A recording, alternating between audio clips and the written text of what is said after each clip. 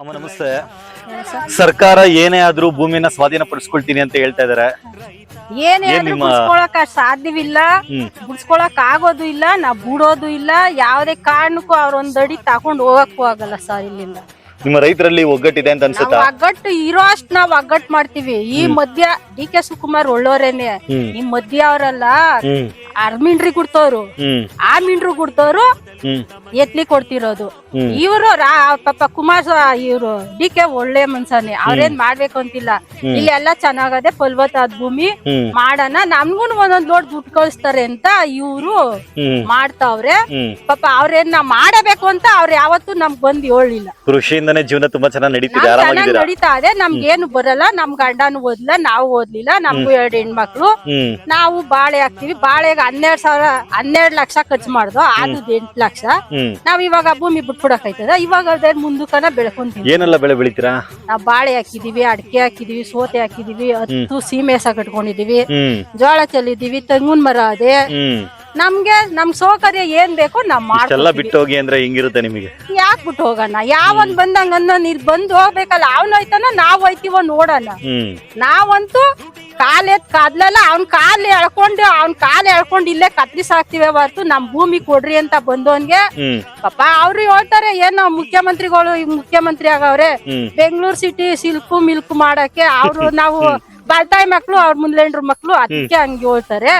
ನಾವೇ ಮೊನ್ನೆ 3 ವರ್ಷದ ಹಿಂದೆ ಇತ್ತೆ ನನ್ನ ತಮ್ಮಂದು 10 ಎಕರೆ ಅಕ್ವೈರೇಷನ್ ಮಾಡ್ಕೊಂಡು ಈಗ ನಮ್ ತಾಯಿ ಮನೆಯಿಂದ ನನ್ಗೆ ಅಕೌಂಟ್ 25 ಲಕ್ಷ ಹೆಣ್ಮಕ್ಳಿಗೆ ಅಂತ ದುಡ್ಡು ಹಾಕುದ್ರು. ನನ್ ಗಂಡು ಅಕೌಂಟ್ ಹಾಕುದ್ರು. ನನ್ ಗಂಡ ಒಂದೇ ದಿವಸಕ್ಕೆ ಹೋಗಿ ಇಸ್ಬಿಟ್ಟು ಆಡ್ಬಿಟ್ರು. ನಮ್ಮ ಅಪ್ಪನ ಮನೆ ದುಡ್ಡು ಕೊಡು ಅಂದ್ ಕೊಡ್ಲಿಲ್ಲ. ನಾಳೆ ಮಾಡಿದೆ ಕೈ ಮುರ್ದು ಕುಂಡ್ರಿಸಿದೀನಿ. ಇವಾಗ ಏನ್ ಮಾಡ್ತೀನಿ? ಇವಾಗ ಈ ದುಡ್ಡೇ ನನ್ನ ಬಂದ್ಬಿಟ್ರೆ ನನ್ ಗಂಡ ಮನ್ಗಿದಂಗೆ ನಾನ್ ಸಾಯಿಸ್ಬಿಡ್ತೀನಿ. ನನ್ ದುಡ್ಡು ಬೇಕಲ್ವೇ, ಬಿಡ್ತೀನಿ.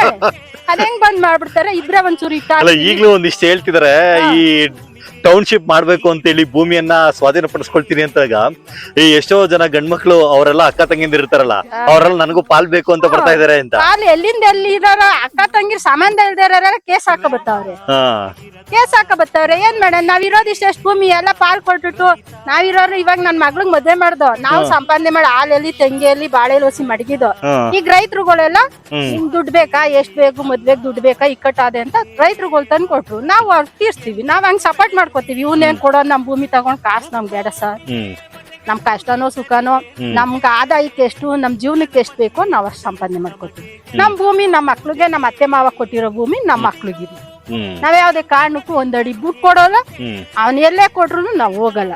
ಪಾಪ ಈ ಮುಖ್ಯಮಂತ್ರಿಗಳು ಅಂತ ಮನ್ಸರು ಅಲ್ಲ, ಈ ರೈತರ ಮೇಲೆ ಅಂತ ಇದು ಅಲ್ಲ, ಅಂತ ಕೆಟ್ಟ ಭಾವನೆ ಅವ್ರೆಲ್ಲಿಲ್ಲ.